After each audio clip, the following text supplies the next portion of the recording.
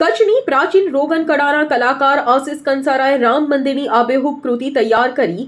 આશિષ કંસારાએ માત્ર 3 દિવસમાં જ રામ મંદિરની કૃતિ તૈયાર કરી। આ રોગાનાટની કૃતિની વિશેષતા એ છે કે જે આપણે ઘણા જૂના સમયમાં જે રોગાનાટ થતું એના પર અબરક છાંટવામાં આવતું, એના પર ગોલ્ડ પાવડર છાંટવામાં આવતું કે જે રોગાનને એક ચમક આપતું અને એને આકર્ષક કૃતિ બનતી।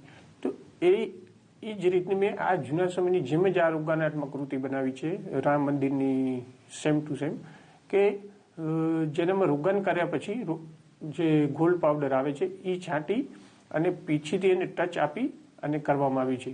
અને આ રોગાનની વિશેષતા એ છે કે એની ચમક ઘણા સમય સુધી બરકરાર રહે છે અને એક આકર્ષક લાગે છે। અને આ બનવાનું કારણ છે કે હમણાં જે આખા દેશમાં જે માહોલ ચાલી રહ્યો છે 22 જાન્યુઆરી રામ મંદિર પ્રાણ પ્રતિષ્ઠા મહોત્સવનો, એને અનુલક્ષીને બનાવ્યું છે। અમારી તમામ માહિતીથી અપડેટ રહેવા માટે જોડાયેલા રહો S9 ન્યૂઝ સાથે।